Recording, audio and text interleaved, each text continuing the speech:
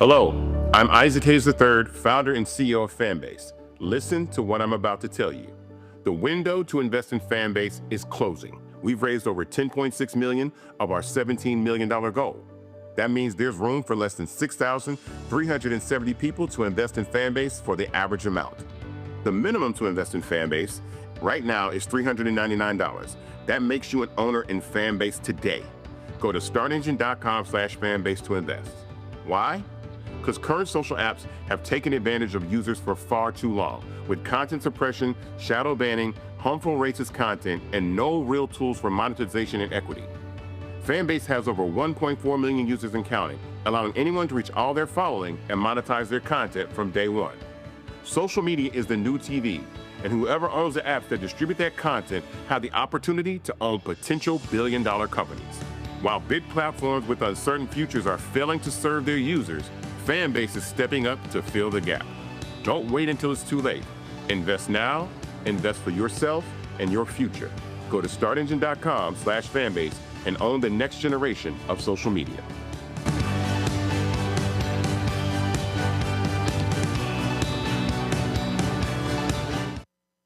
Folks, Black Star Network is here. Hold no punches. I'm real revolutionary right now.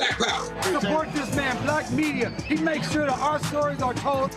Thank you for being the voice of Black America, Roland. Stay black. I love y'all. All momentum we have now, we have to keep this going. The video looks phenomenal. See, there's a difference between Black Star Network and Black-owned media and something like CNN. You can't be Black-owned media and be scared. It's time to be smart. Bring your eyeballs home. You dig?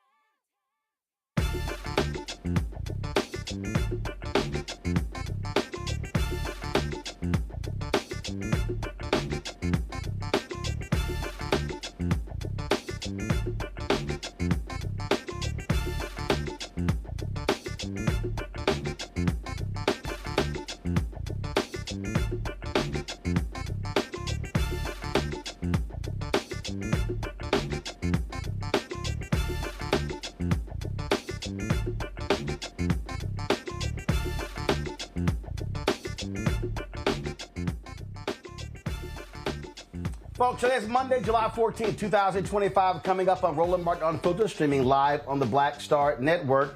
National Urban League Conference takes place this week in Cleveland. Marc Morial, the president and CEO, will join us to talk about their agenda, especially when it comes to the massive budget cuts that will have a dramatic impact on Black America. Also on today's show, Moral Mondays, protests taking place nationwide. They deliver the coffins to the offices of Republican members of the House and the Senate to show the impact on the devastating Medicaid cuts that were in that particular bill. Also, Florida State Representative Shevrin Jones toured the controversial Alligator Alcatraz in Florida, had sharp words for what he discovered. He will join us to tell us exactly what he saw. Also, another Trump supporter is wondering, oh my goodness, where's the government help? But there's some other videos where she was trashing people who wanted the government help. And the latest developments in St. Augustine's University debacle, we'll tell you all about it. It is time to bring the funk on Roland Martin Unfiltered on the Black Star Network. Let's go. He's got it. Whatever the miss, he's on it. Whatever it is, he's got the scoop, the fact, the find. And when it breaks, he's right on time and it's rolling. Best believe he's knowing. Putting it down from sports to news to politics. With entertainment just for kicks, he's rolling. It's on go, y'all. It's Roland Martin, rolling with Roland now. He's funk, he's fresh, he's real, the best, you know he's Roland Martin now.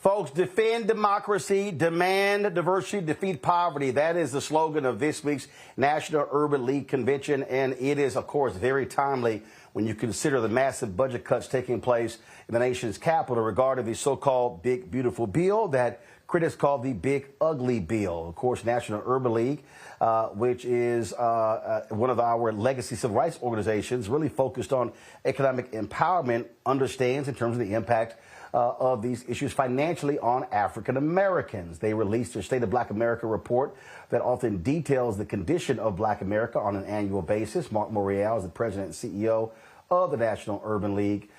He, of course, joins us right now. Marc, glad to have you on the show. This is, what we're looking at right now, what we're facing right now. Is a significant issue. Sure, we could talk about tariffs, we could talk about all these different things, but these budget cuts are huge because they speak to loss of federal jobs that impacts Black middle-class families, kids going to college. We talk about grant cuts, Pell Grants as well. People really need to understand how significant these cuts are and how they can impact Black folks. Roland, first of all, thank you and congratulations on the success of the Black Star Network and your continuing championing of Black-owned media. The Big Ugly Bill is a moral outrage, And I use the term moral because what it fundamentally does is it strips resources, money, and investments away from poor, working, and middle-class Americans and transfers it to America's less than 1,000 billionaires. Everybody in Black America should be outraged. Excuse me, I'm fighting a little case of the hiccups. Outraged, Roland, because not only Medicaid, but education cuts to workforce, cuts to housing, cuts to programs that benefit seniors and veterans. These cuts are going to be devastating. But let me tell you, the GOP's done something slick. They front-loaded the tax cuts, and they backloaded the cuts so they don't take effect until after the midterm elections next year. So what they're going to seek to do is to run a game and say, well, see, it's had no impact. You haven't lost your health care. And after the elections, boom, if this thing is not repealed and replaced, then millions and millions of Americans are going to lose health care. We're going to go back to where we were before President Obama took office. We're going to go back 20 years. Excuse me, 20 years.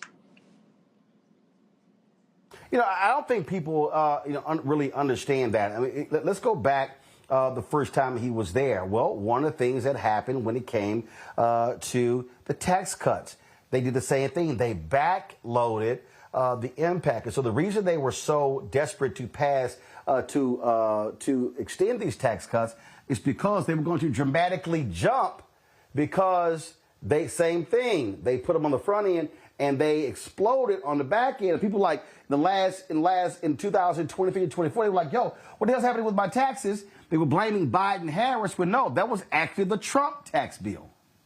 And Roland, here's the thing. In the first term, they failed by one vote to repealing the Affordable Care Act. And in that Affordable Care Act was the expansion of Medicaid. So we dodged a bullet in the first term. We've not dodged it here in the second Trump term.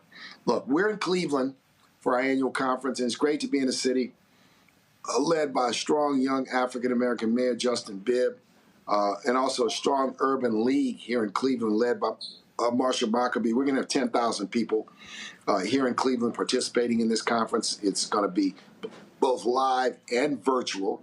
And we're going to be talking about the state of emergency for Black America. When it comes to democracy, when it comes to economic opportunity, when it comes to our fundamental rights, there is a state of emergency. And that's the theme of this year's State of Black America. So it remains a call to arms for everyone to stand up and recognize you've got to use your voice. We have to protest. We have to litigate. We have to do selective. We've got to do every tool in the toolbox to battle this because the long-term implications are devastating. Well, one of the things that we continue to focus on this show, we talk about capacity, and trying to get people to understand what that capacity means. And what we try to get people to understand is that when you look at the Black vote, when you look at, frankly, our capacity, we're not voting at 70%. What's happening is we're sitting here voting in much different ways. We're sitting here in some places 38, 40, 42, 45. And I'm like, yo, that's not going to do it. We could change the outcome of elections. We're surrendering our power. We're sitting on the side. And we don't recognize that this country respects political power and economic power. Full stop. And if we use our votes, we maximize our turnout. Keep an eye on mayoral elections. New York, Atlanta, New Orleans, among a number this fall to see how high the turnout gets in those elections, right? The New York mayoral election had a slightly higher turnout than in previous years, but the African-American turnout was nothing to be proud of. We are not voting, we're not using our voice, and we're making excuses to ourselves, and we got to call folk out and say there's no excuse for standing on the side. Well, it's no excuse for that. And what I keep saying also is this is where we must be funding things ourselves, controlling our own destiny, driving our own vote, going precinct to precinct, studying the numbers to see what our turnout is. And again, you have to connect political power with economic power. And then people say, well, we haven't gotten this, that, and the other. Well, this is how you do it.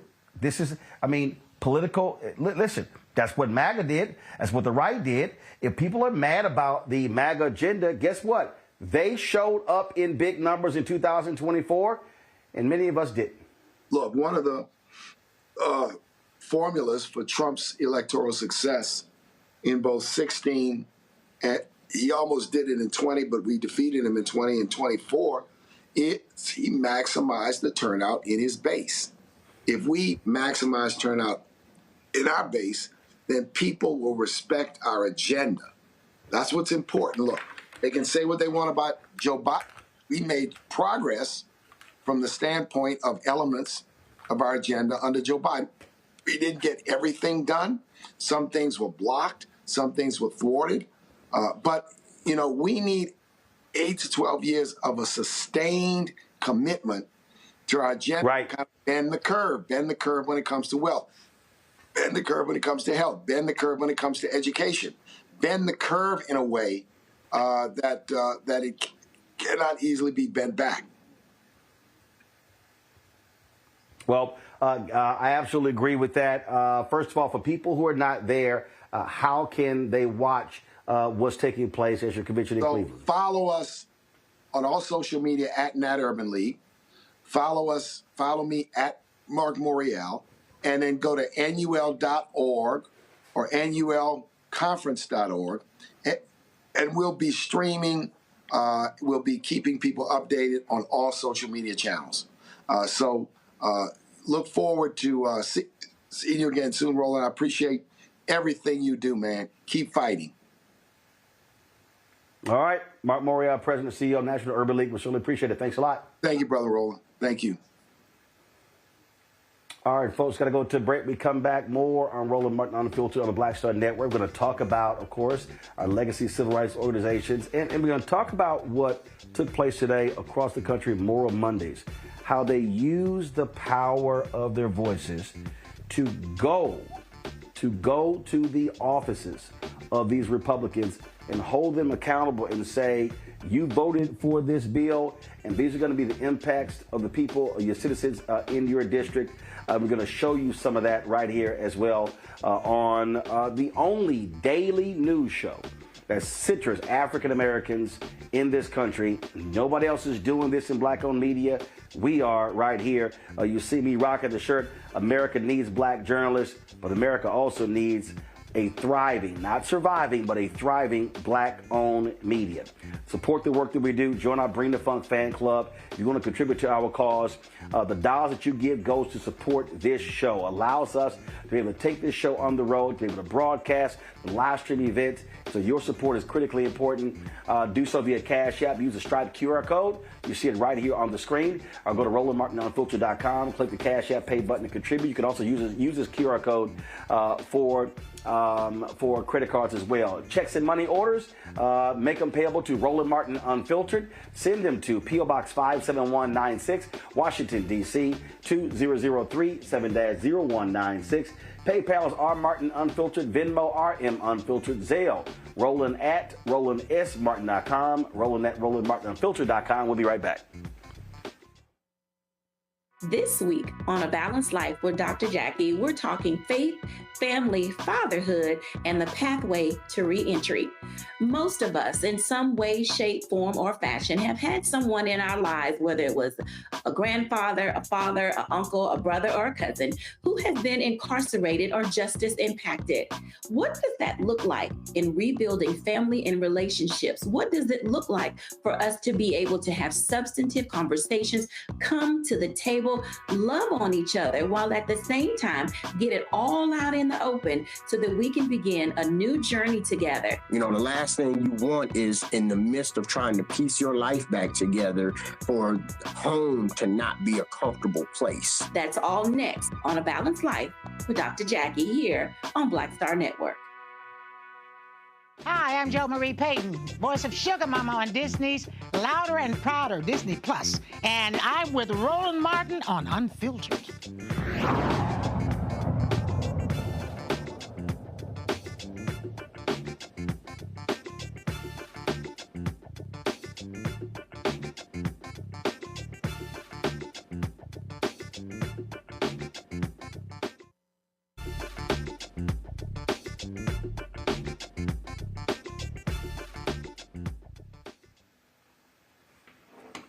Folks, Moral Mondays took place all across the country, and repairs of the breach, Poor People's Campaign, they delivered caskets to the offices of a number of Republicans who voted for this latest Trump tax bill, letting them know how devastating Medicaid and SNAP benefits will be. They were in about 15 cities nationwide, including Greenville, South Carolina, where they delivered a casket to the office of Senator Lindsey Graham. Listen.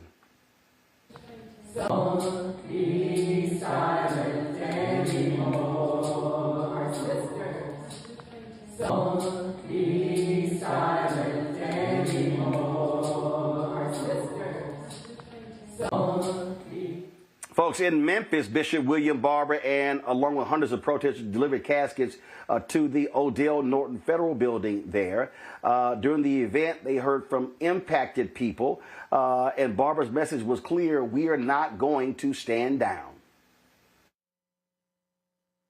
My name is Reverend Regina Clark, and I stand with you before you today, not just as a minister and an ordained elder, but as someone who has walked through the valleys that many of you may never imagine. I don't look like what I've been through. Let me just tell you about a reality that cuts deep, a reality created by this legislation that Dr. Bernice King, the daughter of Martin Luther King Jr., has rightfully named the Bad Awful Bill. We named it the Big, Ugly, Deadly, Destructive Bill. That's the name. Big, that's awful. Let me hear it. Big, ugly, bad, ugly, deadly, ugly, destruction. We got it? Domestic violence survivor, that's me. Single parent, that's me. Unhoused for over 10 months, that's me too. Do you know what it's like to hold 2 master's degrees, be pursuing a doctorate, be called reverend, and still need SNAP benefits? Do you know what it's like to have survived homelessness, stabilized your life, and then watch the government punish you for serving your community? While I maintain my faith in Jeremiah 29:11 that God has plans to prosper me and not to harm me, this bill does everything possible to attack that faith and strip away that hope. To our legislators, I have urgent questions. How can you make securing health care harder? How can you eliminate student loan protections for those who are trying to better themselves? How can you strip away dignity one meal at a time? I need to know how I'm supposed to tell domestic violence survivors, students in the classrooms where I teach, veterans and community members who are on the verge of giving up, to keep the faith and have hope when the government punishes us and tells us that we're not enough, even though we're working and we're serving. This law doesn't just attack our stomachs, it attacks our souls. It doesn't just cut benefits, it cuts our ability to serve. When you strip away someone's food security, you strip away their strength to lift others. When you make healthcare inaccessible, you make it impossible for people like me to stay healthy enough to serve our communities. SNAP and Medicaid are not just about dependency, they're about dignity. They're about giving people like me the foundation to serve others, to pursue education, to build communities after surviving homelessness and health crisis. I may not look like what I've been through, but I look like so many others that I've met. Those who work daily while wondering where will they sleep safely, whether they will have a nutritious meal today, and what they will do if their health can't withstand another attack. We are your teachers, your ministers, your students, and your neighbors. We are the ones holding your community together, and this bill seeks to tear us apart. Let's stand up and let's stand together. Disciples. I just want to go back to something that Bishop Barber said. We can't just come to these rallies. We can't just think because we showed up here in Memphis, Tennessee, that we're done and you can feel good about yourself. Even if you were to be arrested, you will not have done what actually needs to be done. We have passed resolution after resolution, and I'm weary. That's right, that's right. I'm weary of words. I say this all the time. It is time for us to be the church that we say we are. That's it. A church that loves boldly enough and courageously enough that we will be not only in the streets of D.C., but in the streets of our hamlets and towns, going door to door, registering, talking to our neighbors, regardless of their station in life, regardless of their race or ethnicity, trying to help people understand from our pulpits that this is the work of the Lord. That's right. This is the work of God. People say, well, Terry, you're not spending enough time on evangelism. Oh, Lord, this is it. Let me tell you what evangelism is. Evangelism is telling people who Jesus is. And how can you know who Jesus is unless you know what Jesus cares about? That's right. Jesus cares about your humanity. Jesus cares that you eat, that you have a safe place to live, that you have a job where you can provide for your family, that you have an education that's not based on a zip code. Jesus cares that we understand we have enough, that none should perish, that none should go without. I'm weary, disciples. I'm weary. I'm not just marching and talking for my own health or benefit. It's because this is the work of the Lord. When we go down from this place, the disciples said, oh, it's been good to be here. Say it, Pastor. It's been good to be here. We can't stay in this place. There is work for us to do. Every resolution that we pass, you go home and say, we oppose Project 25. What am I going to do in my local community to let my legislators know? What am I going to do to mobilize people to the polls? What are we going to do, disciples? That's it. I'm weary. That's it. God is calling for more. That's right. Let us be the church that we say we are. I want to invite my sister who's a testifier. Dr. Lee Butler this morning talked about social theological narcissism. That's it. When you have decided that it's your perspective, your words, your rules, your ways that matter. That's right. And are the only way. But God has made us in such delicious diversity. And our differences do not make us deficient. We must hear every voice. We must respect, as John Lewis said, every spark of humanity that is within us all. We don't have the right to ignore it. So I invite my sister to come forward. Receive her. God bless you. As the first word of the gospel, and our general minister has taught us this, is the Spirit of the Lord is upon me to preach good news to the poor. Yes. So anybody, pastor, doesn't know the poor in and around your church aren't preaching the gospel. That's right. That's right. That's right. And poor, patokos is the word. It means those who've been made poor by policies of poverty and violence. And as we stand here today, even before this big, deadly, ugly, destructive bill, don't ever refer to it as a big, beautiful. Don't use that language. Big, bad, ugly, deadly, destructive bill. 800 people were dying a day from poverty. 295,000 a year. Now, the church as a whole has to repent on this. The Pew Foundation did a study and said that they studied 50,000 sermons a few years ago and said the subject and issue of poverty did not even register 1% of the sermons preached. That's why I thank you, General Minister, for calling us to task. And this is not the action I want, because people sometimes come to a rally and they think they spoke truth to power.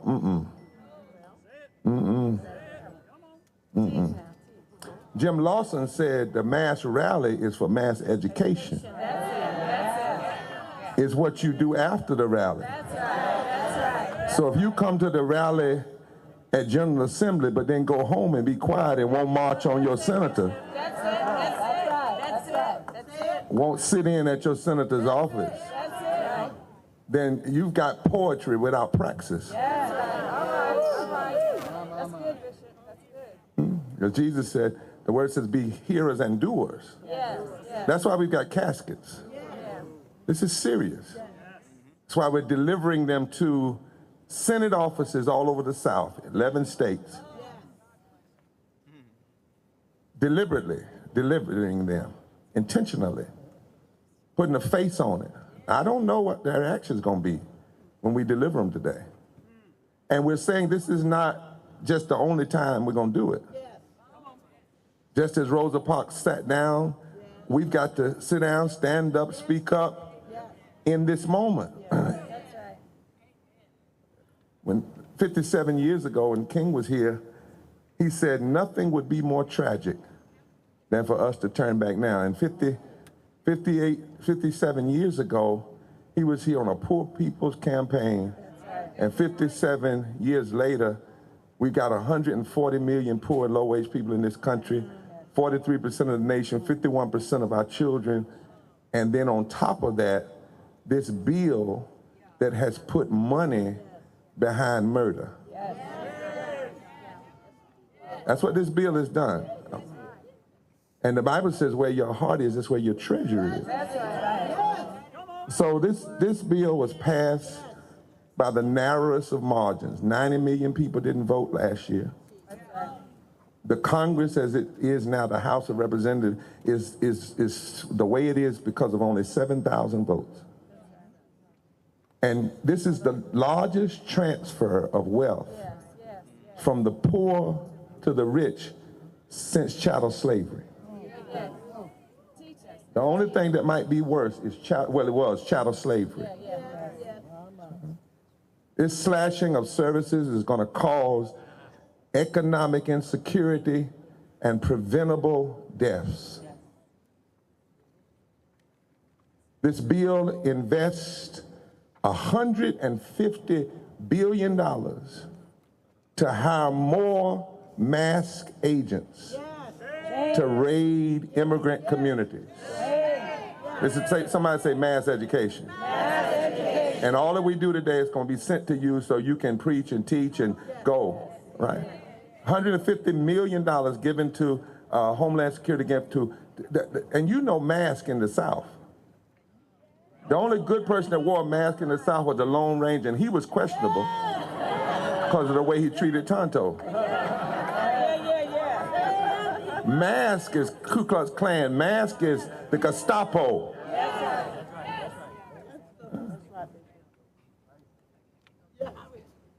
This bill is 1,000 pages of ugliness.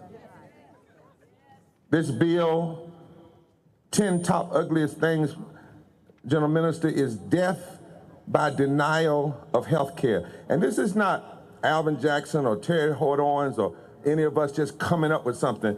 Yale and the University of Pennsylvania did a study and found that 51,000 people will die the first year and every year afterwards, probably going up because of this bill. And whenever you do something and you know it's going to kill somebody, that's not manslaughter, that's murder. Policy murder.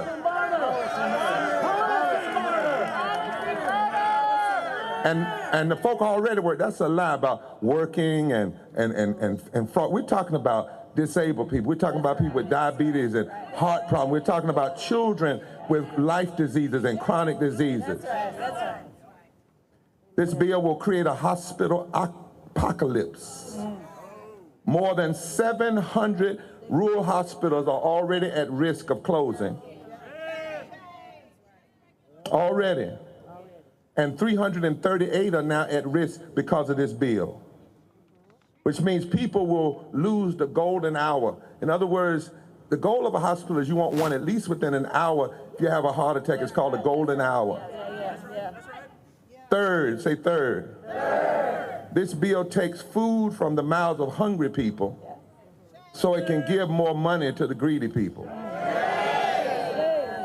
And it takes money from millions of children and veterans. Number 4, this bill squeezes states on SNAP. So it takes the money and then says to the state, you're going to have to find the money. Now, you know what's going to happen in the South when it's pushed back to the state. It either won't happen or only certain communities will benefit. This bill bars lawfully present immigrants from aid. This whole thing about illegal, first of all, who are you to call somebody illegal? A legal human being.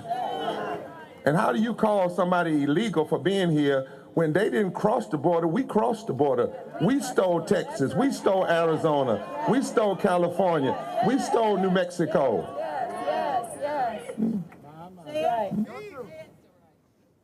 This bill will terrorize even more immigrant families because of the militarization. And you know, we were told by Trump and the team that Mexico was going to build a wall. Well, now the money for the so-called wall is in the bill. And it's going and guess who are the private companies that are going to be contracted? This bill takes from the poor, and this bill says that the poorest 20% of households will pay an extra $1,000 or so a year. The wealthiest households will gain $300,000 a year. All right, folks, my panel, Dr. Omekongo, being a senior professorial lecturer, School of International Service, American University, author of Lies About Black People, How to Combat Racists, out of D.C. Raven Schwam Curtis, content creator and keynote speaker out of Chicago. Dr. Niambe Carter, author and associate professor, School of Public Policy, University of Maryland, joining us from D.C. Glad to have all three of you here. Niambe, I'm going to start with you. I was very critical last week of a news conference that took place in New Orleans that featured Democratic leader Hakeem Jeffries, Congressman Troy Carter, Congresswoman Robin Kelly, Congresswoman Debbie Wasserman Schultz, and one or two other members of Congress. And the problem that I had was, okay, they had it in New Orleans. All right, I get it.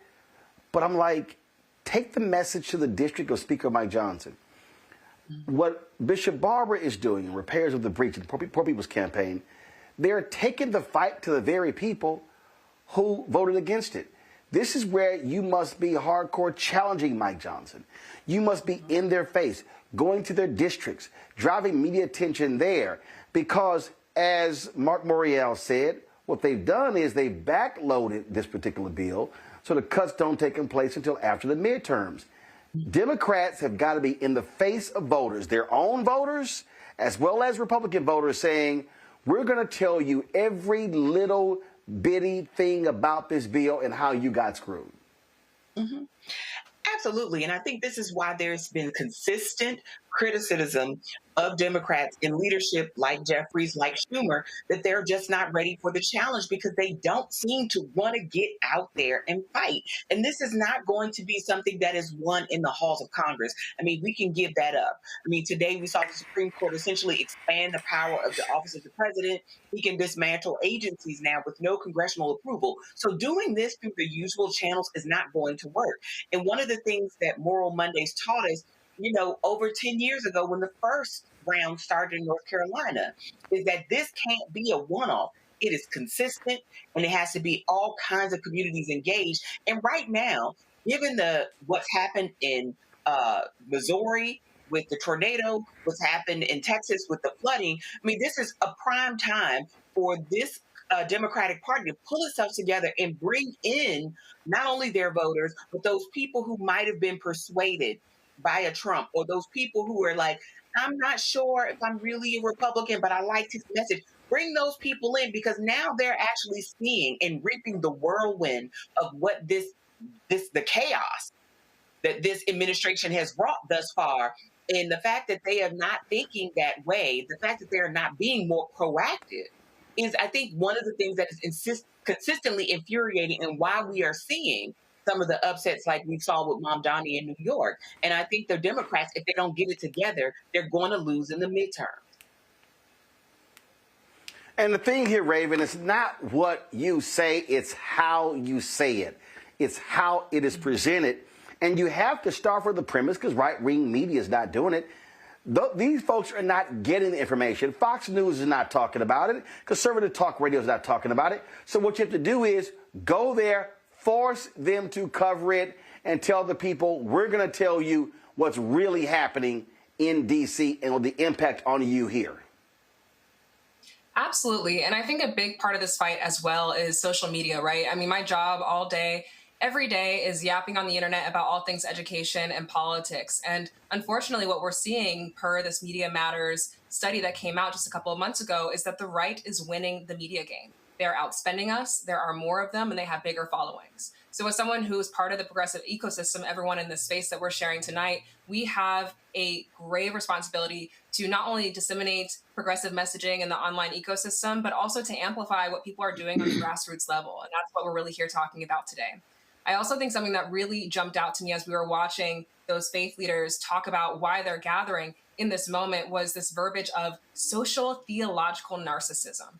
Social theological narcissism that like jumped out to me. And I think we have to talk about the big ugly bill through the lens and paradigm of Christian nationalism, right? Because when I say Christian nationalism, I mean the particular taking up and reading of Christianity that is then turned into something myopic and makes Christianity perform a certain kind of work it was never intended to perform, a certain kind of work that actually, as those faith leaders were naming, betrays, the teachings of Christianity and the teachings of Jesus in a way that is actively harming their constituents. And I think for me, what was really blatantly a slap in the face as we were watching all these proceedings around the big ugly bill unfold was the fact that Republican senators, after they passed the big ugly bill, what did they do?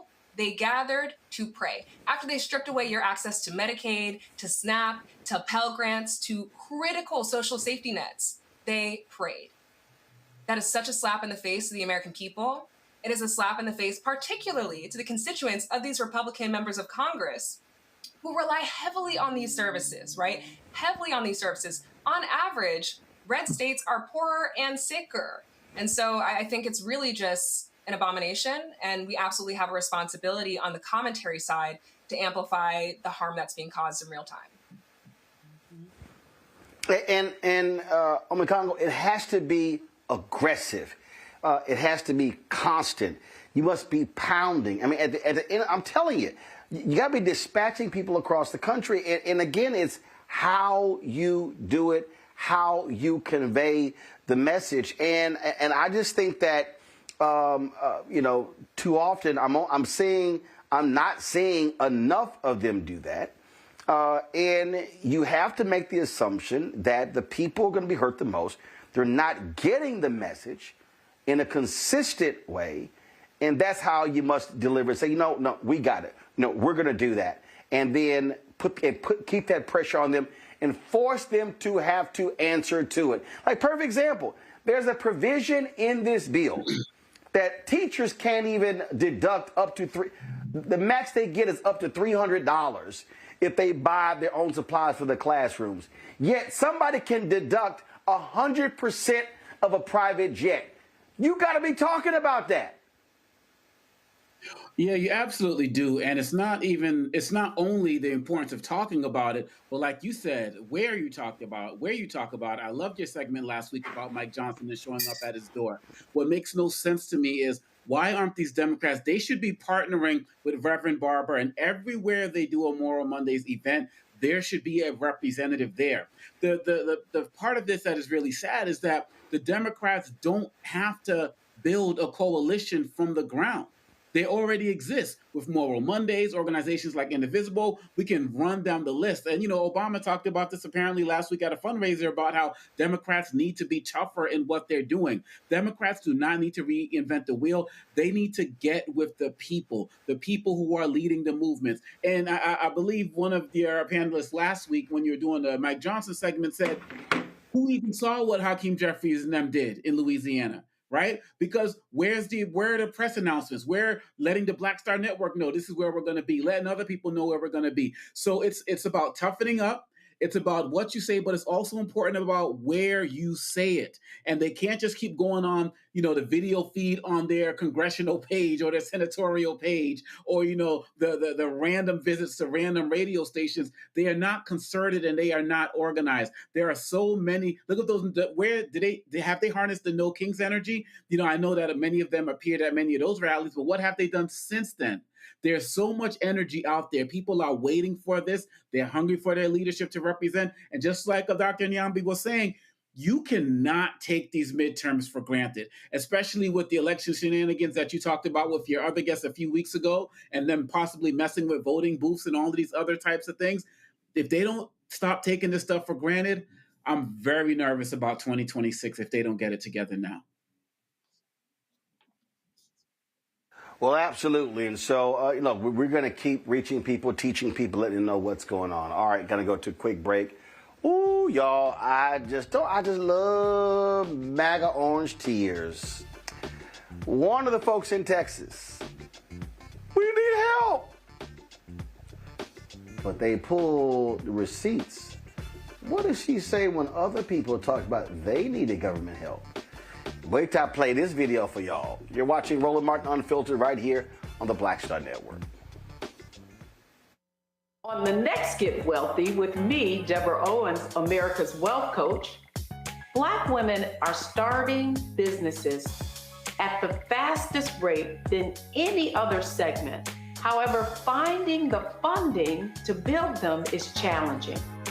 On our next Get Wealthy, we're going to talk with author Catherine Finney, who wrote the book, Build the Damn Thing. And she's going to be sharing exactly what we need to do to achieve success in spite of the odds.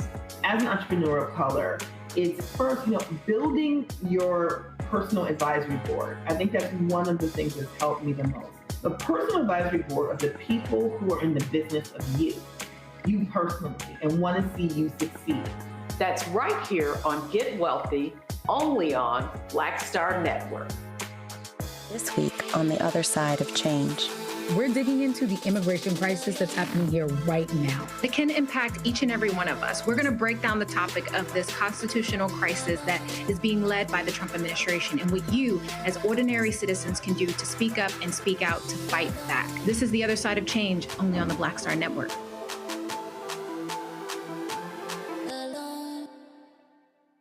Hello, I'm Jamia Pugh. I am from Coatesville, Pennsylvania, just an hour right outside of Philadelphia. My name is Jasmine Pugh. I'm also from Coatesville, Pennsylvania. You are watching Roland Martin Unfiltered. Stay right here.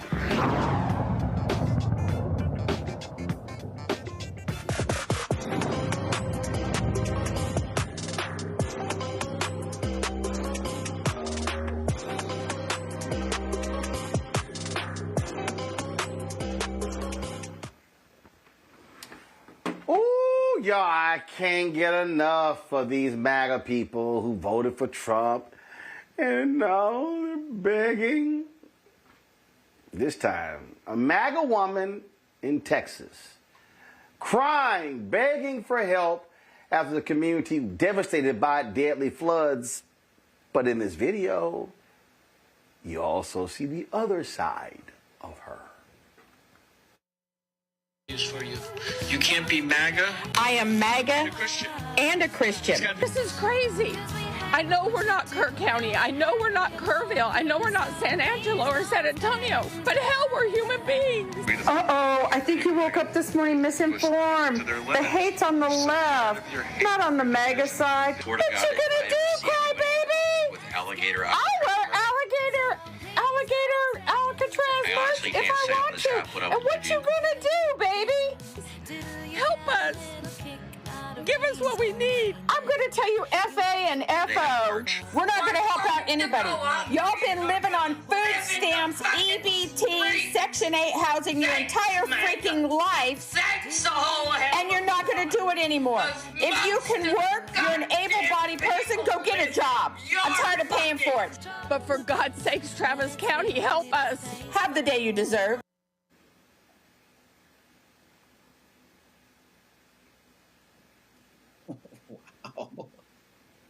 Really? It's amazing, Raven, how those words, those angry, go get a job, go do it yourself, you don't need the government. It always happens. They're the biggest whiners and criers when they get in trouble. Absolutely, Roland. I mean, I couldn't help but laugh as I was watching this video, unfortunately. Obviously, the devastation in Texas is awful, regardless of one's sort of political affiliation. I grew up in Texas, for context. Houston is home for me. And so I still have family there, and I've felt the impact of these floods very, very personally. I mean, look, I think the unfortunate truth here is that they don't care until the ramifications of putting these bigots in positions of power reach their doorstep. They don't care. And I think also what we're hearing in sort of this contradiction of her, begging for help and empathy, but also sort of regurgitating this far right discourse around, food stamps and EBT and Section 8 is really the result of successful messaging on the right. The right has so effectively painted these social safety nets as tools that only or predominantly benefit Black and brown people.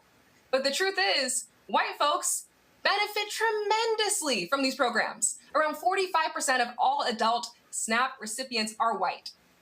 Approximately 49% of Section 8 residents are white. But during the Reagan era, this misogynistic idea of the welfare queen, which essentially was their idea of a Black single mother with a bunch of babies on her hip from different fathers, was so powerfully and effectively disseminated that is still how people imagine these social safety nets and who's benefiting from them. They imagine it as all Black and brown folks who are taking advantage of these apparatuses. And even if that were the case, y'all, social safety nets are a sign of a functioning and compassionate democracy, not an indicator of failure. So I really see this individual as reflecting this successful dissemination of that far-right messaging, unfortunately, in that contradiction we're seeing. But Congo's no different than Republican senators like Rand Paul and Josh Hawley, Ted Cruz, voting against disaster relief, and then all of a sudden when their states are hit, oh my God, we need help. I mean, this is the fundamental problem. And so, yeah, I don't give a damn about her tears. I mean, I hate to go there. I'm a native of Texas, but these are the people who are assholes to everybody else until they have to face destruction. Yeah, and you can also add it to conversations about immigration as well. They get mad until their cook gets taken from their favorite restaurant, or their relative's niece gets taken from their, favorite place or of school because they happen to be Latino. Like, the level of selfishness is amazing, but not surprising. And though many people don't give a damn about these folks at all when they see these FAFO moments, this kind of ties back to our last segment. This is a prime opportunity for Democrats. Because when these folks, once she gets the services, kind of going to Raven's point, like once she gets the services, she's going to go right back to her other videos about y'all are just welfare queens, y'all care about it, once she gets theirs. And this is an opportunity for Democrats in these areas, or Democrats running for statewide offices, to go down to these places and really talk to them about what happened and how they're going to get the services that they need, and convince them that it is actually okay that other people get access to these services as well that you're begging for right now. This could be a prime opportunity for the Democrats, while many other folks are laughing at her, saying, screw her and all of this other type of stuff. There's a political opportunity here, because too many of these guys, they complain and whine, but once they get their services or once they get their help, they disappear. Democrats should do the work to bring them in. These are potentially independent voters. Absolutely. And you know what, Niambi? There were actually Mexican volunteers who crossed the border to help folks in Kerr County in this search. And it's interesting that Trump and others, they praised other countries. Texas Governor Greg Abbott, he praised other states, the countries for help, but he said nothing about those Mexican volunteers. I wonder why. Well, we know why, Roland, right? I mean, it's the racism once again costing Americans. I mean, quite frankly, the Americans don't deserve Mexicans' help in their largesse in this moment. I mean, they had the indignity of essentially marching those people right back across the border without so much as a thank you. I mean, these were people who were saving Texans when the local government and other agencies were just not able to do it. And yet we treat them like they were coming here to invade, when in fact they were doing what we would expect any neighbor to do, which is be an assistant, to be a help in a time of tragedy, putting all of the rational and reasonable reasons that Mexico had not to intervene and just watch Texas suffer. They still said, no, we're going to have these people come and assist. And I think this is something that both my co-panelists, both Raven and Omekongo, have said over and over again. These people want other people to hurt. They don't actually care about the pain, just as long as they don't have to shoulder it. They're happy for Black and brown and under-resourced and poor communities to shoulder the burden of environmental calamities, to have to deal with the havoc that these immigration raids and other draconian policies are going to cause, until it happens to them. And we're going to see the very same thing with education. Once their kids stop getting the services that the Department of Education might provide or make their local school provide for them, we're going to see these very same people talking about how their child is being harmed because they are not getting access to the resources that they need under, say, the Americans with Disabilities Act. And this is the same thing, whether it's immigration, environment, etc. The pain was the point. They just didn't want to shoulder it themselves. And when everybody kept telling them, hey, you all, if they take away SNAP, they take away food stamps, they take away housing assistance, they take away free lunch, that's going to hurt y'all too. They thought they were only going to do it to the Black and the brown people. And now that they're feeling it, now they're like, oh, well, maybe this isn't such a good idea. But I guarantee, once they get the help that they want, once they get the help that they need, they will be ready to pull that ladder up one more time for somebody else. Yep, absolutely. And it happens over and over and over again. It is sitting in our very eyes.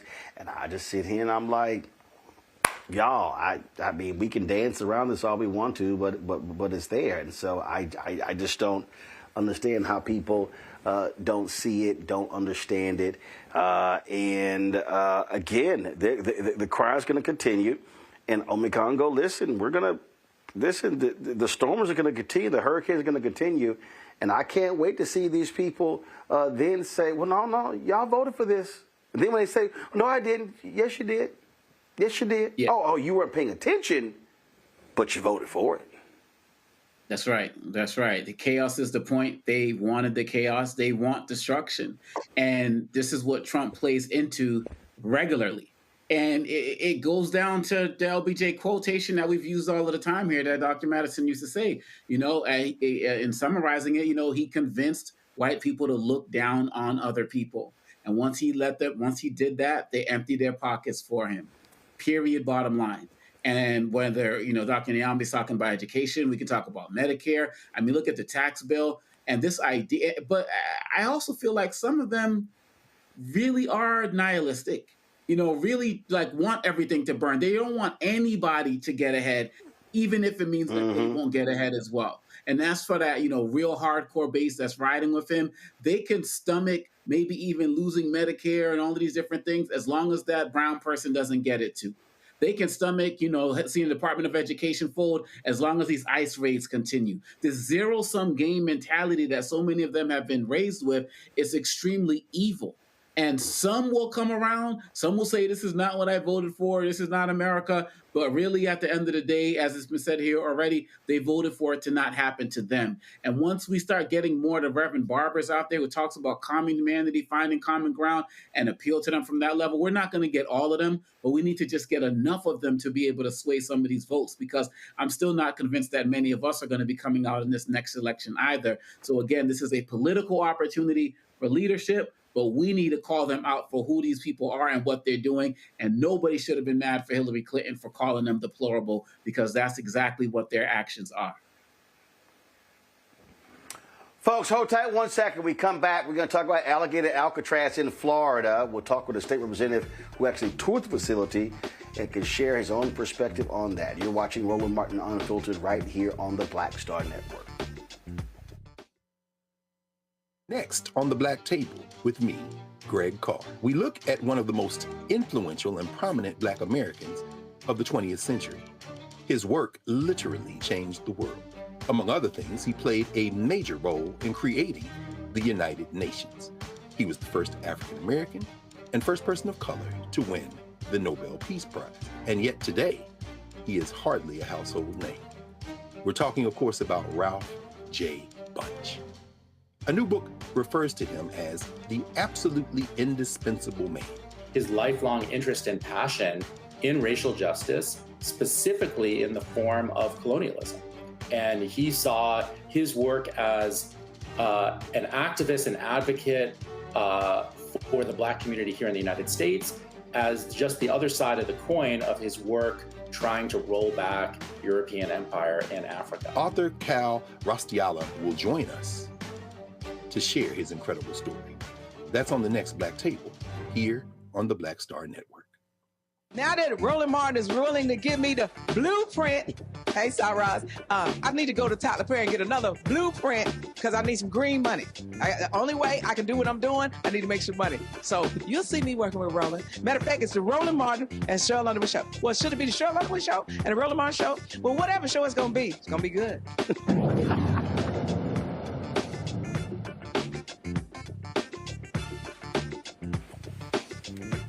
Hundreds of detained migrants are confined in cages inside tents at what critics are calling Trump's Alligator Alcatraz. It is located deep in the Florida Everglades and surrounded by swamps and pythons. The controversial migrant jail has drawn sharp criticism. Florida Governor Ron DeSantis called the facility, quote, safe and secure, while Democratic lawmakers describe it as humane. One of those folks who visited the facility over the weekend is State Senator Shevrin Jones. He visited joins us now to talk about what he saw. So first and foremost, Representative Jones, you and others described just the shameful and inhumane conditions there. Yeah, Roland. So, first, I think it's important to point out that when we got there to the facility the first time when my colleagues and I went on July 3rd, we went because they told us that it was a state-run facility. And based on the Florida statute, it gives us the ability to go into any state-run or county-run facility unannounced. And that's exactly what we did. But we were stopped at first by police officers and Marine guards to let us know that we could not come in. We asked them to come out and for their director to come out so we can talk to them. He came out and said that he was directed by the Florida Department of Emergency Management not to allow us in. So we asked if we could speak to the general counsel. We spoke with their general counsel, Stephanie, who told us that we had to come back because the conditions were unsafe for us to be there. But mind you, the president had just been there the day before. Fast forward to just last week, congressional members, they made it clear that they were going to do a surprise visit. It got out to the Florida Department of Emergency Management. And what did they do? They sent an email out to Congress, and they sent an email out to the Florida Senate and also to the state reps, and opened up the facility to everyone, giving them enough time to clean up whatever they need to clean up. And then we go into this sanitized facility of a tour. Here's what I will tell you, Roland. When we got into the tour, they took us in and directed us of where and who we will be able to talk with and who we will not be able to talk with. So much so that even in the intake, individuals were lined up and they were preparing to get their medical attention that was necessary, but they would not take us into the medical facility. The one time we were able to get into to even be able to see what was going on inside and ask, can we see the inmates? They blocked us with contracted security guards from even being able to go in where it was 81 degrees in the spot where we were sitting. And individuals that were in there, they started yelling out, "Libertad, libertad, libertad." That doesn't sound like individuals who are harmed. It's someone calling out freedom and liberty and inhumane treatments that's happening. That's what's happening in the state of Florida right now. Saw one story that said that most of the people there, they're not violent criminals at all, that they're just shipping anybody there. That's exactly what's happening, Roland. What you have is these are not new people. These are individuals who are being shipped from other centers and other detention centers. For example, We know that Chrome in Miami is full. And so they're taking individuals from facilities like Chrome and from facilities all across the country, and they're bringing them into the facility, and they're making it seem as if they're rallying up new immigrants. And that's not the case. These are not new immigrants. Second thing is this idea that this is the worst of the worst that's inside this facility. That's also not true. Individuals who are inside the facility are some people who have civil infractions. I'm talking about driving with a suspended license. And on their way to work type of individuals. And each person is separated by a wristband. You either get a red wristband, which means the most severe, an orange wristband, that means like medium security, and then you get the yellow wristband, meaning that they are no risk at all. And those individuals are also within inside the facility. And so this idea that these people are harmful, then that's absolutely not true. Here's what I will say. The question was asked, Shevrin, what is one thing that you would be able to get on board with? If they were genuinely arresting criminals in the state of Florida or across the country, I could get behind that, because me nor you, Roland, would want criminals in the state or within the country, but that's not what they're doing. Well, and also the building of this, DeSantis lied to state lawmakers, lied to the public. Well, because the governor, what he did was he deemed this as an emergency. So what does that do? That allows him unfettered power to where he does not have to get legislative authority. He can do no bid contracts, which he did, where he has given out the contracts to many of his GOP donors. And that's exactly what you see. I'm talking upwards of $200 million worth of contracts of individuals who are now subcontracted. To be honest with you, Roland, this site is absolutely being run as exactly like a private prison in the state of Florida. You have the contract security guards who are there. You have the contract food that's there, and they are even using the terminology when it comes to it being under prison standards. It is being run like a prison. I'm talking about individuals even with having chains. $450 million. $450 million. And the governor and his office know better, because they know that anything over $500 million, even in an emergency, you have to get legislative approval. Here's the question. Why didn't the governor, during the 105-day legislative session, by mind you, which should have been 60, why didn't he bring that to the legislature? You know why? Because he knew he would not be able to get it across the finish line in the House, because they're not his friend. He knew he wouldn't be able to get it across the finish line in the Senate, because I know that they're not his friend. Many of them are not. And so that's why he went with this route, deeming this as an emergency. But guess what? In the middle of hurricane season. Questions from the panel. Omekongo, you first. Thank you so much for bringing this to our attention, because so many of us across the country have been really concerned about what's going on there. One story I heard was that somebody shouted out to you while you were there that they were an American citizen. I believe I heard Representative Maxwell Frost talk about that. Is this something that you've also been looking into? So the fact that Congressman Frost and I were in the same group, we were in group one together, and we did hear an individual yell out that I am an American citizen. Congressman Frost, Congresswoman Debbie Wasserman Schultz, and Congressman Jared Moskowitz and Congressman Soto, when they found out that was the case, they did ask Stephanie, the general counsel, that they would like that gentleman's information, and it was told to them that they were going to follow up with them.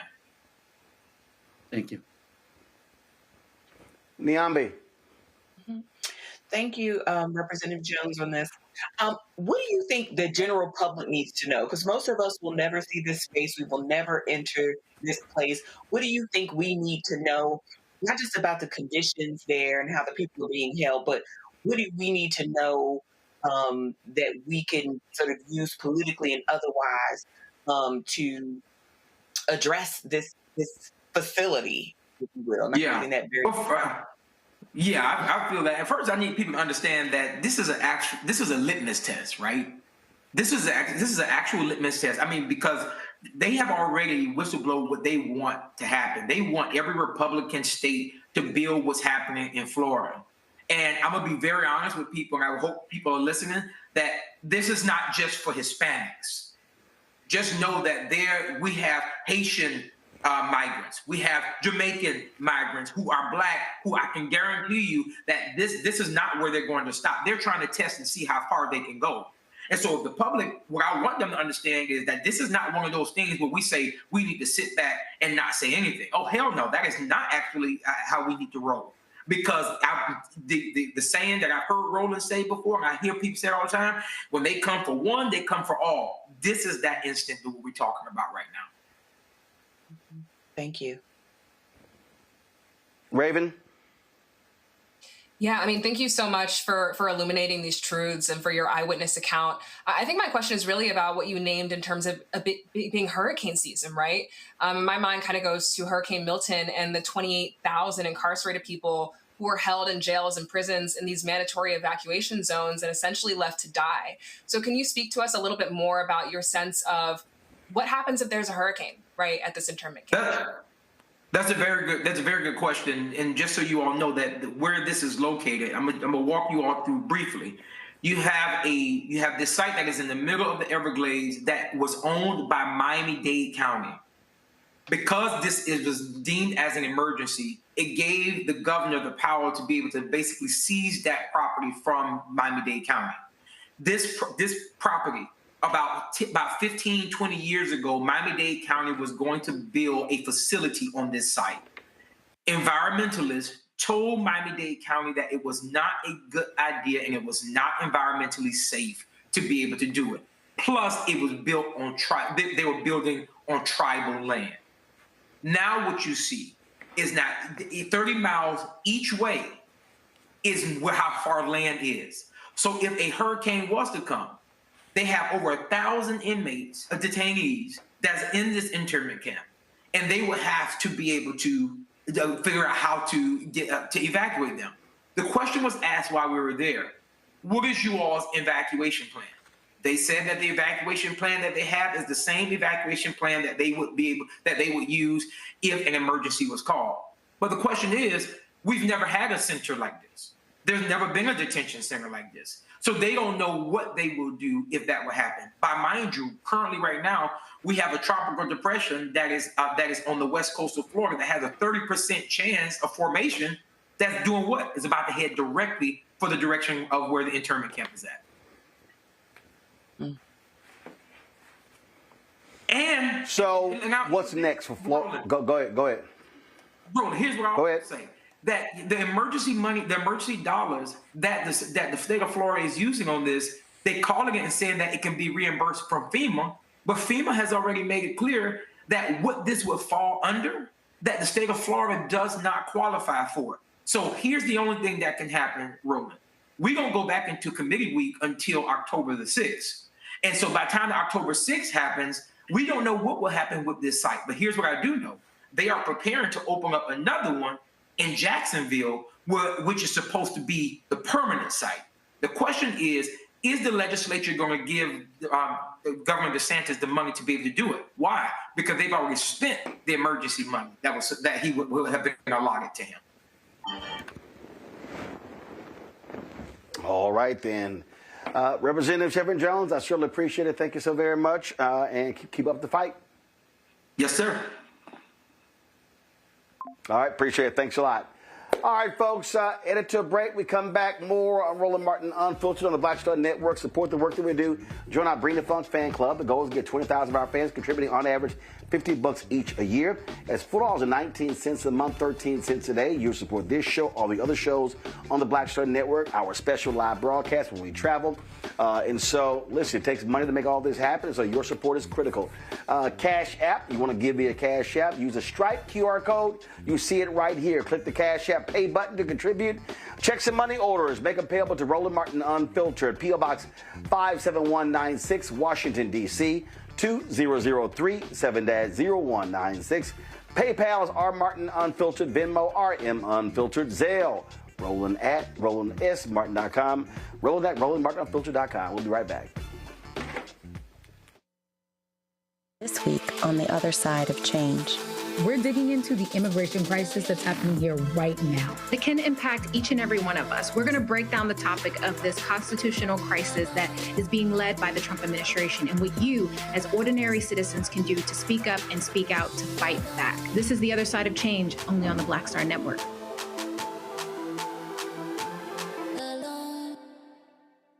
Bruce Smith, creator and executive producer of The Proud Family, Louder and Prouder, and you're watching Roland Martin Unfiltered.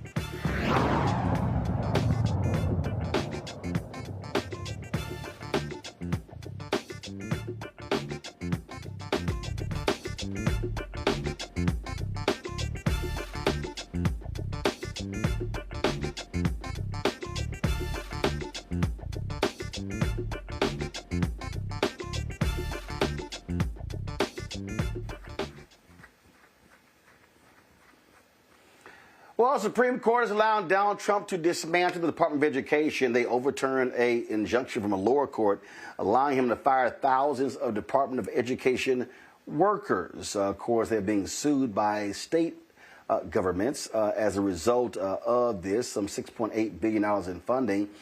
And it's really Supreme Court allowing this man to do whatever he wants to do. This is what a lot of people feared with the Supreme Court weighed in on these nationwide injunctions, Niambi. This is what we're now faced with. And so we're seeing this one by one, how SCOTUS is allowing this man to do what the hell he wants to do.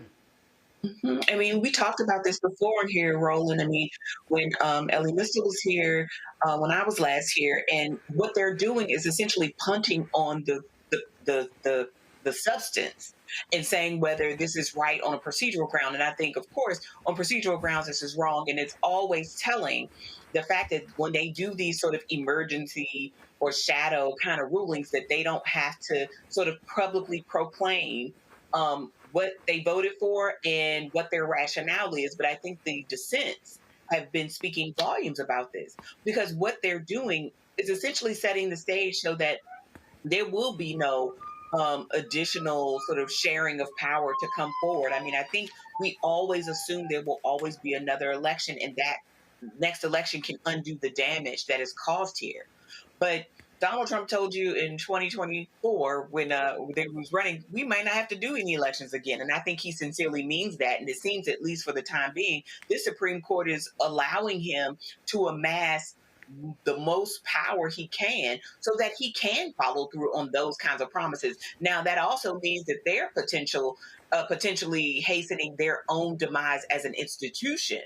But I think for now, at least, it seems like the majority is very clear that they think of this as an imperial presidency, and they're giving him every opportunity and every tool to be that. And that's what his state of desire was, and they're following through on it. And it's, us, essentially, right, the people who have to live with this and the fallout of all of this.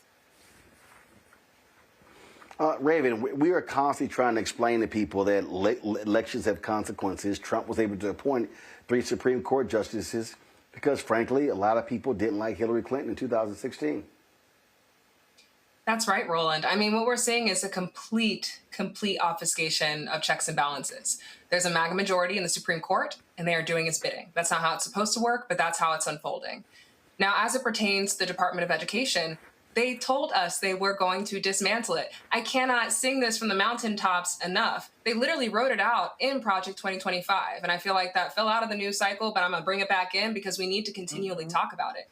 There's a Project 2025 tracker online right now that shows that about 46% of the things they said they were going to do in Project 2025 that Trump swore up and down that he wasn't affiliated with, they've done. And we're only 6 months into his presidency, right? So I really think that's important to underline. They told us they were going to do this. It's like villain 101 behavior in a corny superhero movie where the villain has a superhero tied up and they tell them exactly what they're going to do. We know what the playbook is. It's unfolding right in front of us. And we have a responsibility to continue to amplify the ways that Trump and his cronies are continually betraying their constituents and everything that's good and whole and democratic about this country. I mean, this isn't the first time that we've seen him just absolutely defy court orders. This isn't the first time we've seen him absolutely defy protections like due process. I mean, when Kilmar Abrego Garcia was deported without due process and the courts told him to bring him back, he threw up his hands and he was like, we're not going to do that, right? So I think it's really evident that Trump believes that he's above the law. He's absolutely abusing his positionality, and we need to continue to use our apparatuses and the power that we have to make that clear to the folks who follow us. Omikango? This is going to be another FAFO moment for many people throughout the United States as it relates to the Department of Education, because not only do we have the real issues relating to what's going to be happening in our K-12 institutions as it relates to lack of funding, lack of paraprofessionals that are going to be in classrooms to help, lack of occupational therapists to help students with various disabilities, school lunches and the like, but there's also the college side of it as well, and what they're doing as it relates to getting rid of things like the loan forgiveness programs. So they're getting people as it relates to how they repay their college loans, right? Including possibly garnishing people's wages if they get behind. And then also with the job cuts that are happening across the country, they're making it more difficult for people to be able to actually apply to go to college. And then they're also messing with the Pell Grants. So from kindergarten through the university level, this dismantling is going to affect every community. And we just have to be mindful of the fact that we are dealing with all three branches of government working in tandem to destroy this country for those who are not at the wealthiest levels of the society. That is what's happening, from the Congress and the Senate giving Trump everything that he wants, to the Supreme Court giving Trump everything that he wants, to Trump running roughshod across the entire country because he wants to be king. This is where we are in society. And the sooner more of us realize that, the sooner we can actually organize a stronger resistance to it before it's too late. Indeed. All right, folks, quick break. We come back. We'll talk about St. Augustine University, more drama at that institution in Raleigh, North Carolina. Back in a moment. Next on the Black Table with me, Greg Carr, we look at one of the most influential and prominent Black Americans of the 20th century. His work literally changed the world. Among other things, he played a major role in creating the United Nations. He was the first African American and first person of color to win the Nobel Peace Prize. And yet today, he is hardly a household name. We're talking, of course, about Ralph J. Bunche. A new book refers to him as the absolutely indispensable man. His lifelong interest and passion in racial justice, specifically in the form of colonialism. And he saw his work as an activist and advocate for the Black community here in the United States as just the other side of the coin of his work trying to roll back European empire in Africa. Author Cal Rostiala will join us to share his incredible story. That's on the next Black Table, here on the Black Star Network. This week on the other side of change. We're digging into the immigration crisis that's happening here right now. That can impact each and every one of us. We're going to break down the topic of this constitutional crisis that is being led by the Trump administration and what you, as ordinary citizens, can do to speak up and speak out to fight back. This is The Other Side of Change, only on the Black Star Network. Hello, I'm Isaac Hayes III, founder and CEO of Fanbase. Listen to what I'm about to tell you. The window to invest in Fanbase is closing. We've raised over $10.6 million of our $17 million goal. That means there's room for less than 6,370 people to invest in Fanbase for the average amount. The minimum to invest in Fanbase right now is $399. That makes you an owner in Fanbase today. Go to startengine.com/fanbase to invest. Why? Because current social apps have taken advantage of users for far too long, with content suppression, shadow banning, harmful racist content, and no real tools for monetization and equity.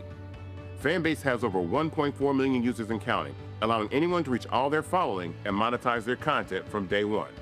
Social media is the new TV, and whoever owns the apps that distribute that content have the opportunity to own potential billion-dollar companies.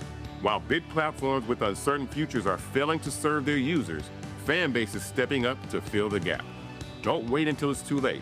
Invest now, invest for yourself and your future. Go to startengine.com/fanbase and own the next generation of social media.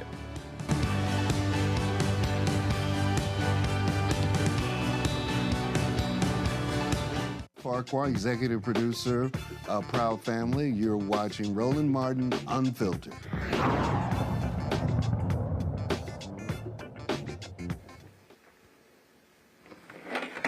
Well, folks, New York Mayor Eric Adams not too happy that former Governor Andrew Cuomo is staying in the mayoral race. Now, remember, there's a lot of talk that Cuomo was going to drop out after he lost in the primary to Zohran Mamdani. Well, guess what? He was still on the ticket on another group's line. And so he had today made it official that I ain't going nowhere. Let's just say Eric Adams is not taking it so well, saying that he went against his word about dropping out.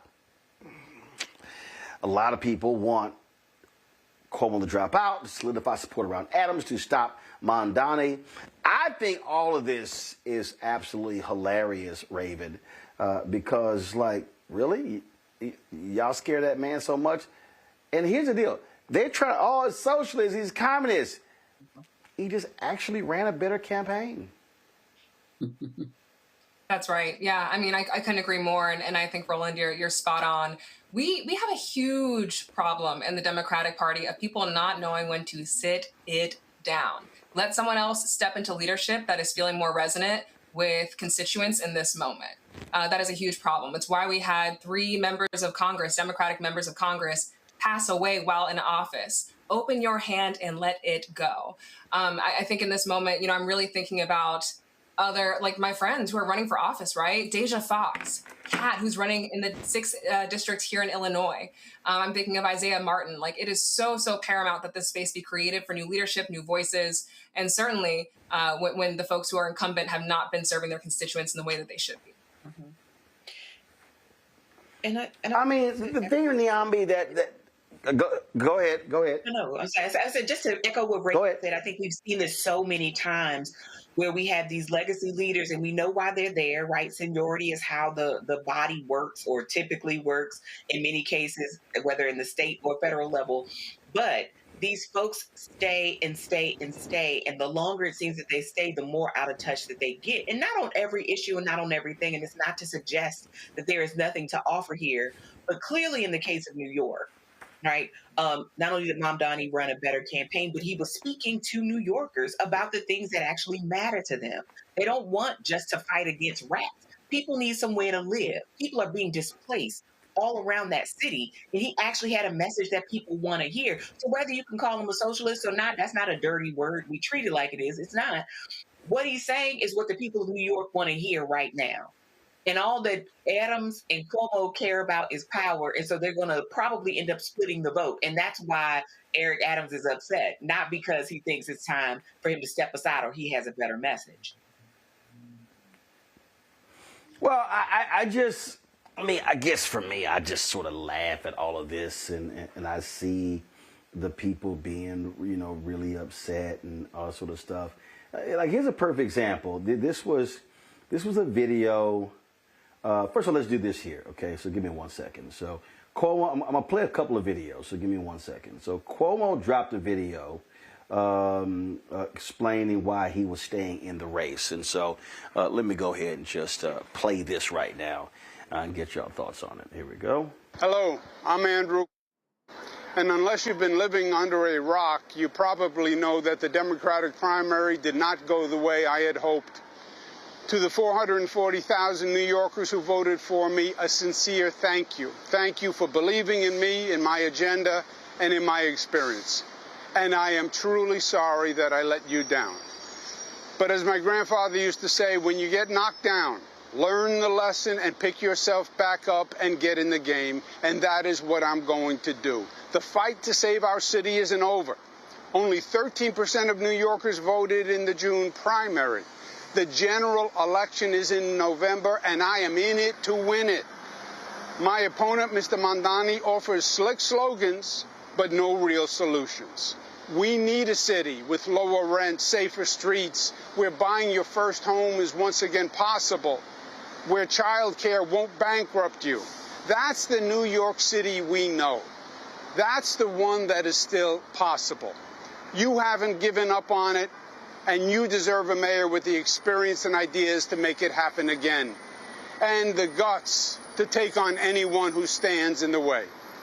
Every day I'm going to be hitting the streets, meeting you where you are, to hear the good and the bad, problems and solutions. Because for the next few months, it's my responsibility to earn your vote. So let's do this. I'll see you out there. All right, so that was Cuomo laying out the case, and of course, on primary night, had no problem speaking on this issue as well. So here's what he had to say. I welcome everyone to this race, and I am as confident as I have been since 3 weeks ago on primary night, when we faced Andrew Cuomo then, and won that race by more than 12 points, with the most votes of any Democratic nominee in New York City primary history. And we did so because of the fact that while Andrew Cuomo and Eric Adams trip over themselves to make deals in back rooms with billionaires, we are focused on fighting for working New Yorkers. I think he's struggling to come to terms with what Tuesday meant. We spent an entire campaign being told that it was inevitable for Andrew Cuomo to become the next mayor. And he believed that himself. And what we saw was New Yorkers' hunger for a new kind of politics. A politics focused on working people. A politics where far more New Yorkers than before could see themselves in it, in those same policies. And I understand that it is difficult for the former governor to come to terms with that, because it is a repudiation of the politics that he has practiced, that he has known for so many years. And it is that same politics that we are turning the page on. So I welcome everyone that's what he to laid this out. race. I don't get people. Give me 1 second. I love these people who are mad, upset. But here's the piece, and I keep going back to this, Raven. I constantly go back to this. Voters vote. You can stand here and say, I'm the best, oh, Mondani doesn't get specifics, but they actually voted. They voted. And I think all the people who are attacking him, they're calling him anti-Semitic, anti-Israel, oh my God, he's a socialist, he's a communist. They can throw all those phrases out, but they still have to get over the hump. The people voted. You have to now ask, why did more of them vote for him than Cuomo and the other candidates? That's what you got to be focusing on if you're Adams and Cuomo for the general. Mm-hmm. That's right. That's absolutely right. I mean, the people have spoken and they want Mom Donnie. You know, I think it's really important to underline here, too, that a lot of the accusations of anti-Semitism are tied to his critiques of Israel. I know this has been said ad nauseum, but as a Black and Jewish person who feels very strongly about this, I feel the need to reiterate, it is not anti-Semitic to critique Israel, okay? If that's the case, then a lot of Jewish people are anti-Semitic. And I know the folks that I'm in coalition with, that I'm thinking through with, that I'm imagining freedom with as it pertains to what's happening in the Middle East are not. And I think a lot of those claims are unfair, frankly. And that anti-Semitism has become this tool, this weapon that gets wielded so casually to the point that it's become emptied out of meaning, which is actually very dangerous because anti-Semitism is a real issue and is a real struggle that is fundamentally intersectional, which I say to you, as I sit here as a Black, Jewish, and queer woman, right, who is impacted by all these modalities of subjugation simultaneously. So I think that's important to name first and foremost. And I think what's so attractive about him as a candidate to constituents in New York is that what he's really offering us is a working class consciousness, right? That is the invitation. That is the opening. And that is what we have so desperately needed in the Democratic Party for a minute now. Because unfortunately, there are a lot of folks who are Democratic, who are in these positions of power, who are bending the knee to billionaire interests. We're not immune to that. We talk about it a lot as it pertains to the right, but that doesn't mean it's exclusive to them by any means. And so someone who stands on business, who is fighting for the working class, who is actively and sincerely building multiracial coalitions, that's not only attractive to voters, it's more important and paramount than ever before as we are experiencing the rise of fascism in this country. Well, and it's just laughable when you look at MAGA and their responses to all of this, Omekongo, because you're just playing into his hands, and also this idea that somehow he represents all Democrats in America. That's stupid. Yeah, it really is, and that's what they do well. But I repeat, that is what Republicans do well. Their marketing strategy, they stay on message. They stay on message and they stick with it. A lot of the name calling we see as relates to Mamdani, we saw with Obama because he was Barack Hussein Obama, run down the list. They already have the narratives, going out there about him. What I also find interesting is that we talked about Democrats earlier. I've seen Democrats slow in New York and at the national level to come around and embrace him, besides the obvious Bernies and AOCs and the like.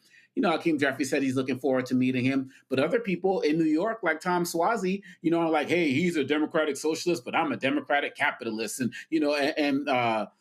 Richie Torres as well, talking about, I'm ready to coexist with him if I need to. So it's like they're not even coalescing around him right now. And that is a real problem. Look, it is obvious that having Eric Adams and Cuomo in there, it has potential to splinter a lot of things. But like Cuomo said, there's a lot of people who didn't come out. And as now that people have, Mamdani has their attention, it can be a little bit different. The last part I would say is that people go into all of this socialist talk, and of course he defines himself as a democratic socialist, but when you hear Cuomo talking, he's talking about things that we could call socialist in that ad. Affordability, people being able to live in a nice home, be able to afford daycare. Sounds a lot like Mamdani's policies to me. So these guys want to just argue over terminology, but if they don't embrace some of the policies that he's talking about, I can't see how either of them are going to beat him. Also, I think stuff like this helps him as well. Listen to this. It was, representative. We got them all. Please, behind you, please. No, you. Oh, me? So this is for the Prime Minister.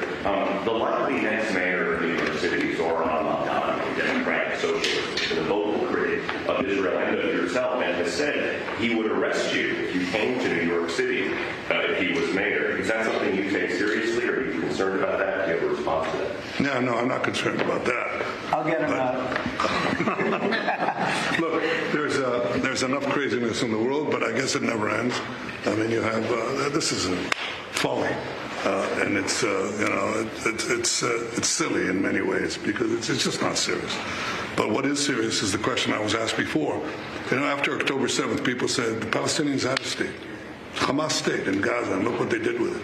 They didn't build it up; they built down into bunkers, into terror tunnels, after which they massacred our people, raped our women, beheaded our men, invaded our cities and our towns and our kibbutzim, and did horrendous massacres, the kind of which we didn't see since World War II and the Nazis.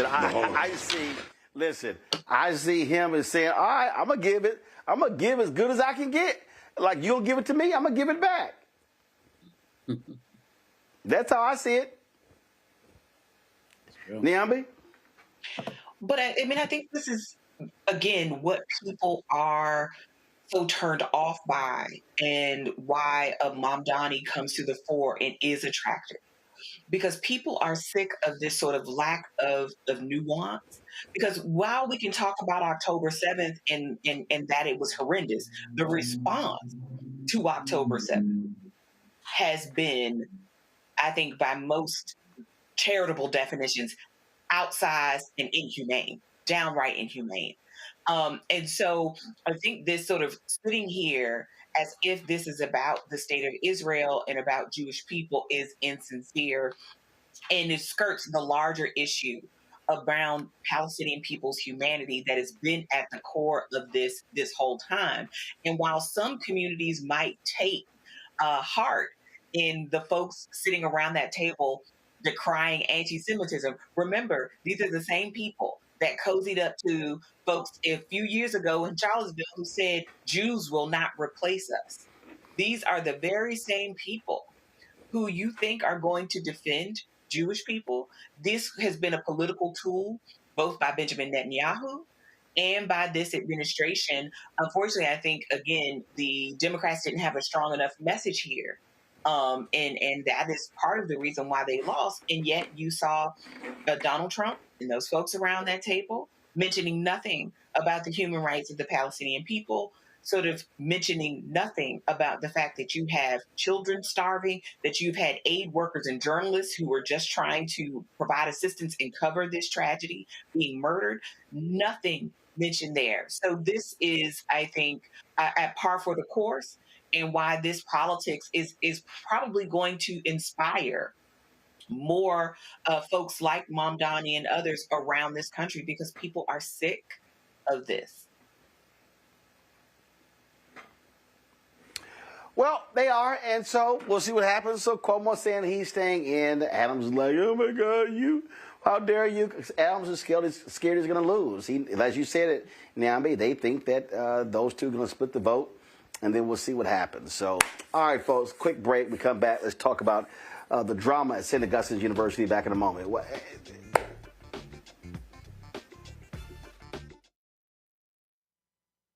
This week on A Balanced Life with Dr. Jackie, we're talking faith, family, fatherhood, and the pathway to reentry. Most of us, in some way, shape, form, or fashion, have had someone in our lives, whether it was a grandfather, a father, an uncle, a brother, or a cousin, who has been incarcerated or justice impacted. What does that look like in rebuilding family and relationships? What does it look like for us to be able to have substantive conversations, come to the table, love on each other, while at the same time get it all out in the open so that we can begin a new journey together? You know, the last thing you want is, in the midst of trying to piece your life back together, for home to not be a comfortable place. That's all next on A Balanced Life with Dr. Jackie here on Black Star Network.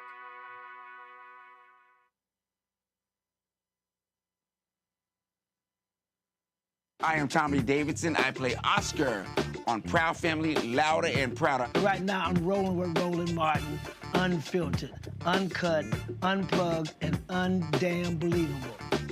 You hear me?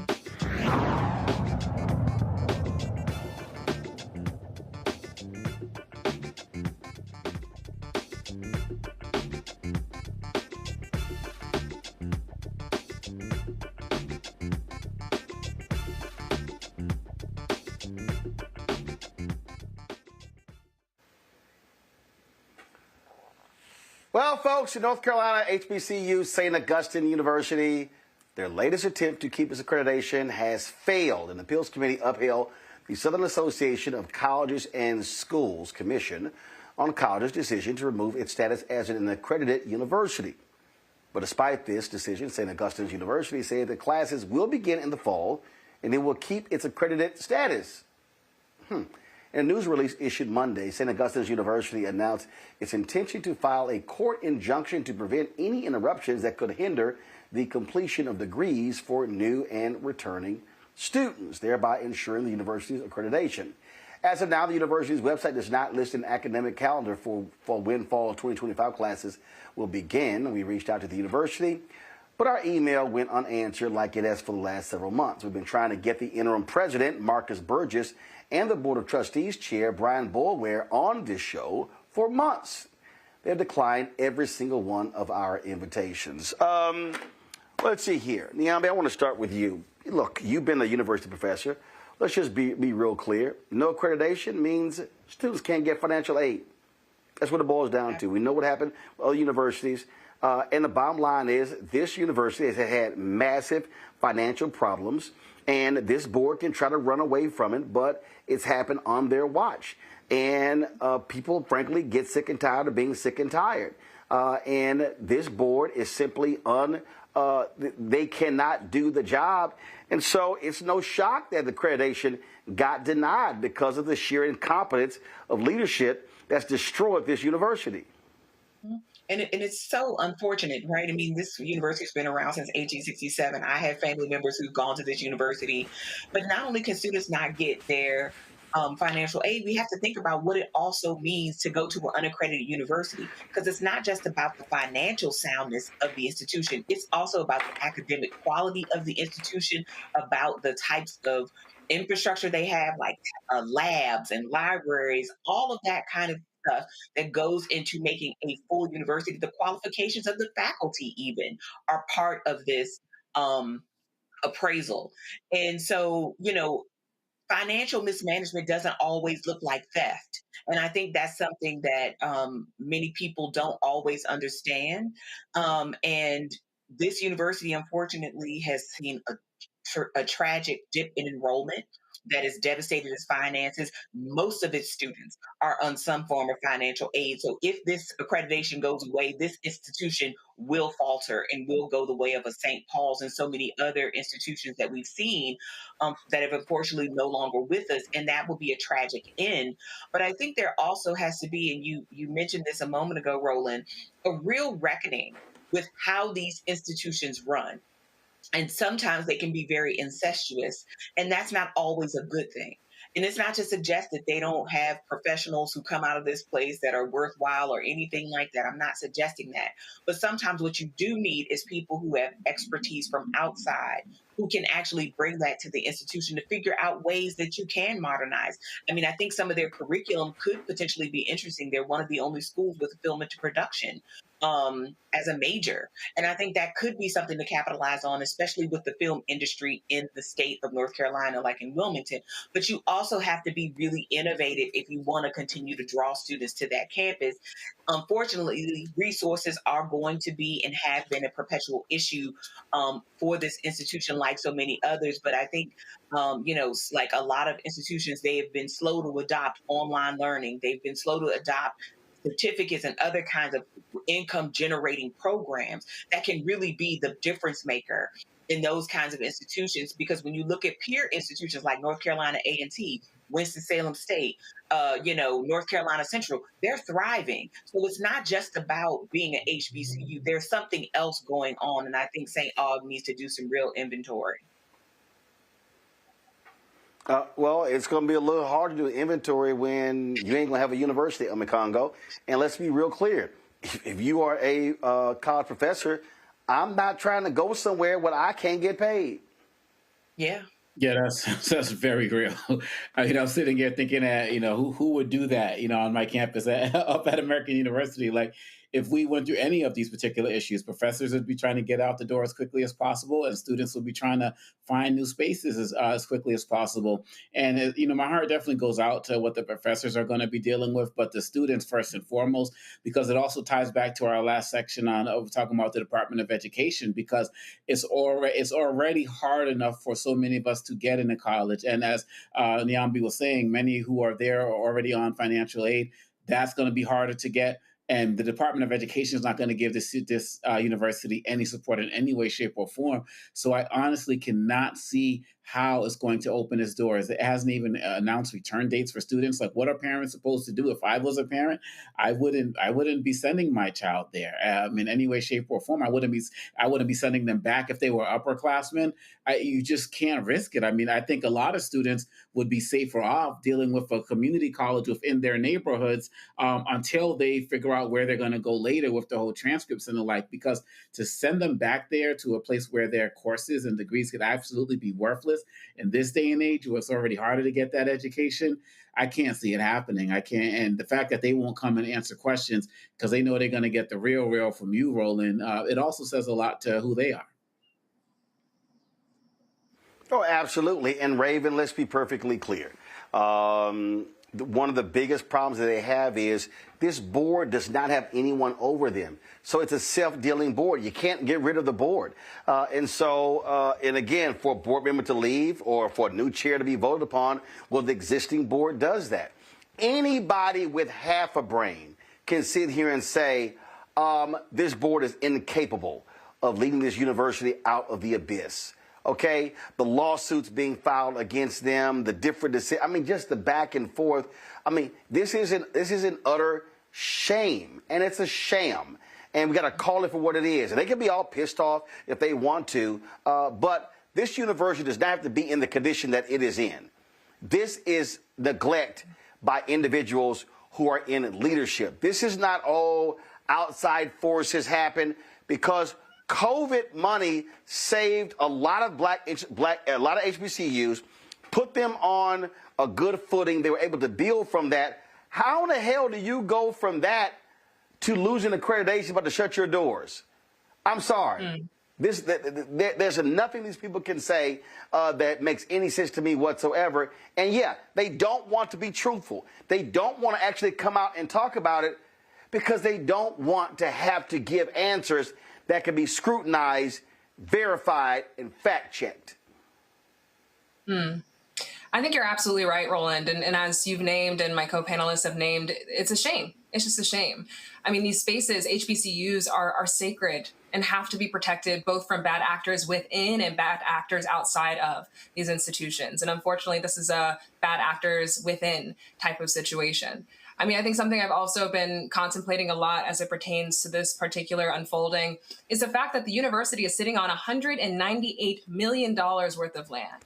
And so if folks are not enrolling into this institution, if they're not able to continue to have this institution in its current iteration because of these accreditation issues, I'm also thinking about just the Black economic power, right? Like, what would it mean if this land was sold and now isn't serving Black community, isn't circulating in Black community? The tremendous harm of that is hard to quantify. And first and foremost, as my co-panelists have also named, I think just thinking about the students here.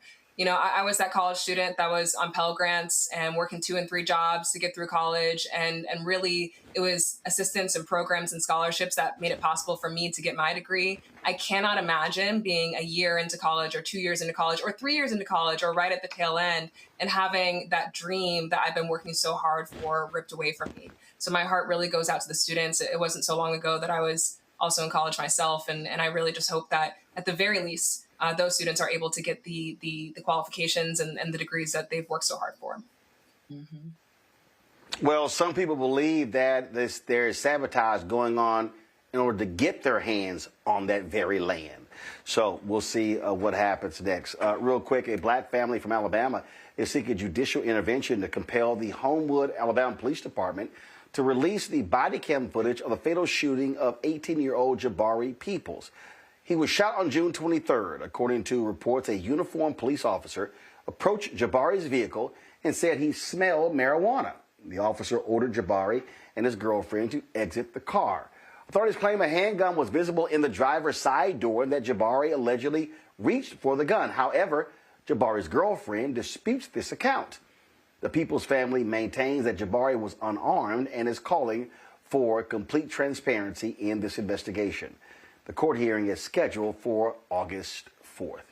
Let me thank my panelists, Raven, Nyambi, and Omikongo, for being on today's show. I certainly appreciate it. Thank you so very much, folks. Thank you for watching us. Don't forget to support the work that we do. Join our Bring the Funk fan club. Your dollars make it possible for us to be able to build and grow this show and grow this network. Because guess what? There's no other Black news and information show on the air. Not TV One, not BET, not any of the other networks, not on the digital side. What we do here every single day is about centering you and speaking to your issues, so your support is critical. So please support us right here by contributing via Cash App. Use the Stripe QR code. You see it right here on the screen. If you want to get the link, go to Roland Martin Unfiltered or BlackStarNetwork.com. Send your check and money order. Make it payable to Roland Martin Unfiltered, P.O. Box 57196, Washington, D.C., 2003 7-0196. PayPal's R Martin Unfiltered, Venmo RM Unfiltered, Zelle, Roland at RolandSMartin.com, Roland at RolandMartinUnfiltered.com. Be sure to download the Black Star Network app, Apple phone, Android phone, Apple TV, Android TV, Roku, Amazon Fire TV, Xbox One, Samsung Smart TV. Don't forget, you also can support us by getting my book, White Fear, How the Browning of America is Making White Folks Lose Their Minds, available at bookstores nationwide. You can get the audio book that I read. I actually read it. It's go to Audible. You can download the book as well, so be sure to check that out. And again, get the book from Ben Bella Books, Amazon, Barnes & Noble, IndieBound Bookshop, Chapters, Books A Million, and as I said, on Audible. Also, of course, be sure to get our shirts, get our attire. You can get our stuff. Of course, we had our various shirts. MAGA chose between woke or broke. They chose broke. That was an Anthony Scaramucci quote. You have Don't Blame Me. I voted for the Black woman. You also have Roland Martin Unfiltered. You can also get our shirt. Hashtag we tried to tell you, FAFO 2025 with Project Crossed Out. You want to get those T-shirts. go to shopblackstarnetwork.com. We are using a new vendor. We had way too many issues with our previous vendor, so we're doing a trial run with a new vendor. If you ordered your shirt from the previous company, please go to RolandSMartin.com. Send us an email so we can help you get that. But if you want our products, go to shopblackstarnetwork.com to get our merchandise. You can get it all there. Don't forget, download. You can want to listen to our audio podcast. You can do so. You can listen to the audio on YouTube or go to iHeartRadio Network to check out our audio podcast of the show and all shows on the network. And don't forget, download the app Fanbase. And if you want to invest, simply get more information at startengine.com/fanbase. Startengine.com/fanbase to invest there as well. And so, thanks a lot. We appreciate all of you for watching the show. Don't forget, if you missed any of our shows last week, our special coverage, you missed Moral Mondays. We actually streamed that. So simply go to, of course, our YouTube channel or BlackStarNetwork.com app. And don't forget, folks, in addition to, of course, doing this show, I'm also running for the board of directors of the National Association of Black Journalists. So do me a favor. That's right. Boom, right there. If you are an NABJ voter, you can vote beginning today. Cast your ballot today for NABJ. I'm running for Vice President Digital. My girl Erin Haynes is running for President. So be sure to vote for both of us. If you are a voting member of the National Association of Black Journalists, voting begin today online. Goes through August 8th. Be sure to cast your vote. All right, folks. That's it right here. Roland Martin Unfiltered on the Black Star Network. I'll see you tomorrow. Time for Truth Talks.